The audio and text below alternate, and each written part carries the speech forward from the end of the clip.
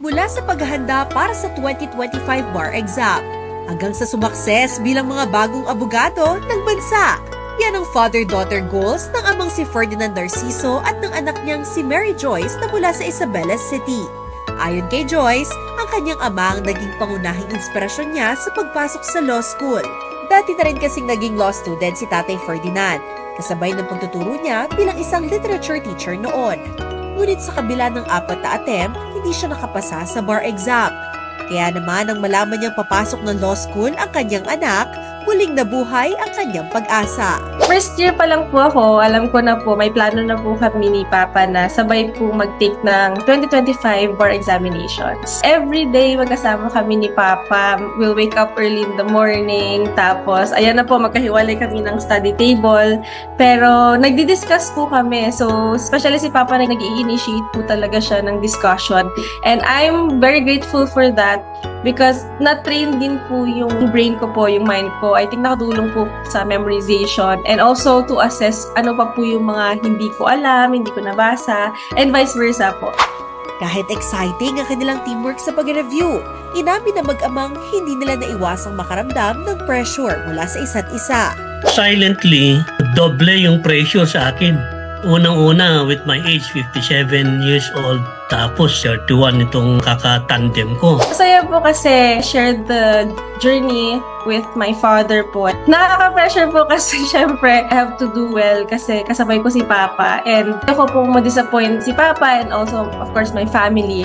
At nang dumating na ang araw ng paglabas ng resulta, tila nagkaroon ng double celebration ang kanilang pamilya. Narciso!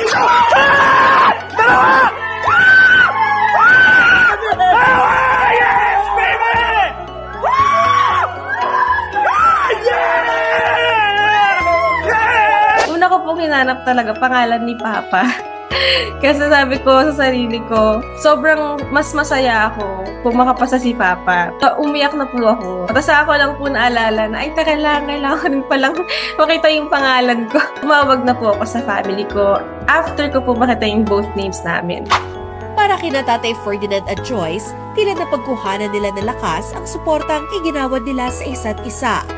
Lalo na't magkasama nilang tinahakandaan tungo sa pagtatagumpay.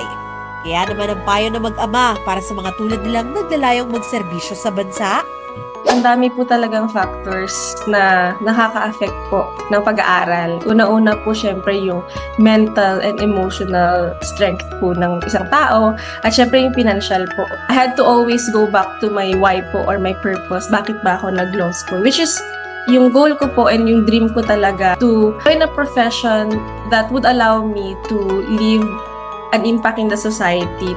Yun po yung natutunan ko actually kay Papa kasi si Papa ever since po kahit hindi pa siya abogado, hindi pa siya nakapasa ng exam, yung heart po niya is in service. Sa mga gusto ring sumubok uli tulad ko, ako siguro ang gawin yung inspirasyon. Hindi tayo sumuko, but I thought of quitting. To be a lawyer is either by choice or by chance. It is both a pleasure and pressure. Proper mindset, huwag lang sumuko. Yan ang may babahagi kong naging nanggalang ko kung saan man ako ngayon.